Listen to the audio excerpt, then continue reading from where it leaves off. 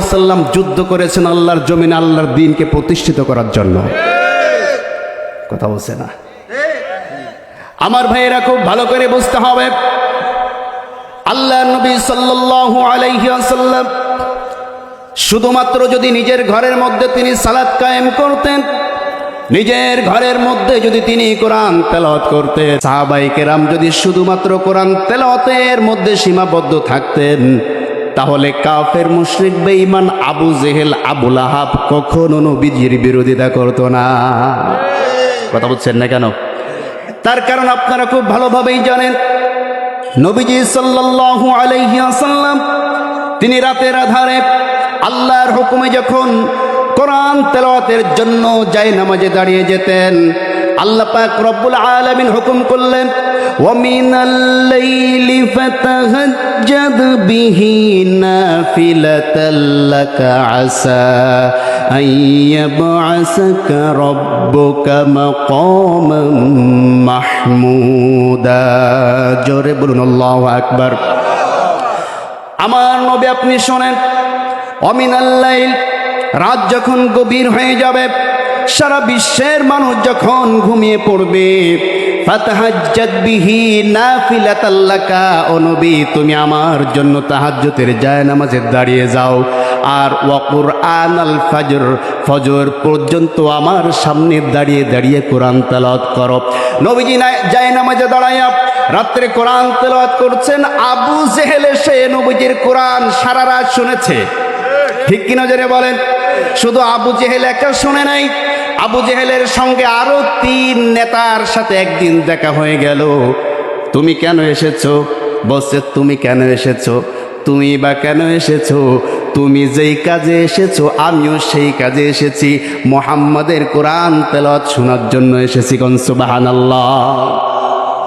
শুধু তাই নয়, আল্লাহ নবীর সবচাইতে কাছের যেই সাহাবা হযরত আবু বকর সিদ্দিক রাদিয়াল্লাহু তাআলা আনহু, তিনি যখন কোরআন শিখলেন, মুখস্থ করলেন, কাবার সামনে দাঁড়ায় কোরআন তেলাওয়াত শুরু করে দিলেন, আবু জেহেল সঙ্গে সঙ্গে আবু বকর সিদ্দিক রাদিয়াল্লাহু তাআলা আনহুকে এত জোরে ধাক্কা মেরে জমিনে ফেলে দিলেন। ফেলে দেওয়ার পরে তার মুখ থুবড়ে পড়ে যাওয়ার কারণে দাঁত ঠোঁটের উপরে লেগে ঠোঁট দিয়া রক্ত প্রবাহিত হয়ে গেল। এরপরে তার জুতা দিয়ে তাকে মারিয়ে দিল। দেওয়ার পরে আবু বকর সিদ্দিক রাদিয়াল্লাহু তাআলা আনহু নবীজির দরবারে গিয়ে বিচার দিলেন। আল্লাহ নবীর কাছে যখন বিচার দিলেন, আবু জেহেল এসে বলছে, ও মুহাম্মদ, তোমার সাহাবী আবু বকরকে তুমি বলে দাও, যদি কোরআন তেলাওয়াত করা লাগে, নামাজ যদি পড়া লাগে, তার ঘরের মধ্যে সে নামাজ পড়ুক, ঘরের মধ্যে কোরআন তেলাওয়াত করুক, কাবার সামনে দাঁড়িয়ে যাতে কোরআন তেলাওয়াত না করে। কথা বলছেন না কেন? তাহলে বোঝা গেল, আপনি মুসলমান সারা জীবন ঘরের মধ্যে কোরআন তেলাওয়াত করবেন, সারা জীবন আপনি ঘরের মধ্যে নামাজ পড়বেন, মুশরিকদের কাফেরদের কোনো অসুবিধা নাই, একটুও বিরোধিতা তারা করবে না। যখনই আবু বকর কাবার সামনে দাঁড়ায় কোরআনের বাণীগুলা প্রচার করলেন, যখনই একজন মুসলমান আল্লাহর জমিনে আল্লাহর কোরআনের বিধান দিয়া জমিনটা চালানোর জন্য আহ্বান জানাবে, তখনই কাফের মুশরিক তার বিরোধিতা শুরু করে দিবে। কথা বলেন ঠিক কিনা? আমার ভাইরা, তাহলে বোঝা গেল নবীজি সাল্লাল্লাহু আলাইহি ওয়াসাল্লাম 27টি যুদ্ধের তরবারি নিজ হাতে ধরেছেন, এমনি এমনি নয়, এই জমিনে এই ভূখণ্ডে আল্লাহর আইন প্রতিষ্ঠিত করার জন্য। ঠিক কিনা জোরে বলেন? সুতরাং মুসলমানদেরকে আল্লাহ এই জন্যই সৃষ্টি করেছেন। কথা বলছেন না? মুসলমানদেরকে আল্লাহ কেন সৃষ্টি করেছেন? আমরা তো একটা আয়াত জানি, আর একটা আয়াত জানি না, জানি কিন্তু ওইটাকে আমরা মানে ঠিকঠাক মতন পড়তে চাই না। কোন আয়াত? প্রথম আয়াতটা হচ্ছে, মা খালাকুতুল জিন্না ওয়াল ইনসা ইল্লা লিয়াবুদুন। জোরে বলুন আল্লাহু আকবার। আমি মানব এবং জিন জাতিকে সৃষ্টি করেছি কেবলমাত্র আমার ইবাদত করার জন্য। এই আয়াতটি পড়ার সঙ্গে সঙ্গে আমরা বলা শুরু করে দেই, তাইলে নামাজ পড়বা, রোজা রাখবা, কোনো অসুবিধা নাই। কিন্তু আল্লাহ অন্য আরেক জায়গায় এই মানুষকে কেন সৃষ্টি করেছেন সেটা সুন্দর করে বলে দিয়েছেন। আল্লাহ বলছেন, ওয়াইজ ক্বালা রাব্বুকা লিল মালাইকাতি ইন্নী জাইলুন ফিল আরদি খলিফা। জোরে বলুন আল্লাহু আকবার। আমি এই পৃথিবীর বুকে মানুষ পাঠাবো, আমার পক্ষ থেকে প্রতিনিধি পাঠাবো মানুষদেরকে, ফিল আরদি এই জমিনের উপরে খলিফা, আমার পক্ষ থেকে প্রতিনিধিত্ব করার জন্য। কোন সুবহানাল্লাহ।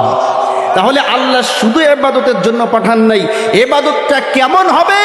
আল্লাহ পাক মাদানী সূরা বাকারার মধ্যে বলছেন যে এই জমিনে আমার পক্ষ থেকে প্রতিনিধি নিযুক্ত করে আমার জমিন আমার দিন কায়েম করার জন্য আমি মানুষ পাঠিয়েছি। মানুষ নামাজ পড়া তার জন্য যেমন ফরজ, ওই মানুষের জন্য আমার জমিনে দিন কায়েম করাও তেমন ফরজ। কথা বলছেন না কেন? নামাজ পড়া ফরজ, কোনো অসুবিধা নেই, দিন কায়েম করা ফরজ। শুনলে মেজাজ খারাপ হয়ে যায়।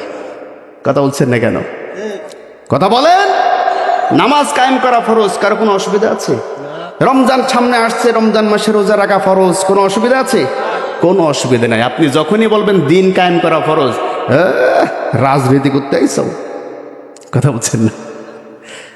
আহা, এটা হচ্ছে আমাদের বোঝার ভুল, এটা হচ্ছে আমাদের জানার ভুল। আমার ভাইয়েরা, আমার বন্ধুগণ, আমাদের সকলকে কিন্তু আল্লাহর সামনে দাঁড়াইতে হবে। দাঁড়াইতে হবে কি হবে না?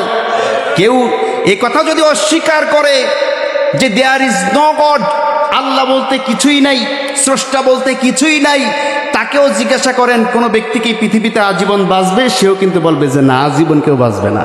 তাহলে মৃত্যুকে কিন্তু সবাই মানে কি মানে না? মৃত্যুকে যেহেতু আমরা সবাই মানি, মৃত্যু যেহেতু অবধারিত আমাদের জন্য, সেই মৃত্যুর পরের জীবনটাকে আপনারা কি বিশ্বাস করেন? বিশ্বাস করেন?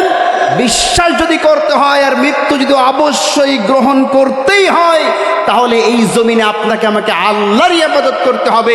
আল্লাহ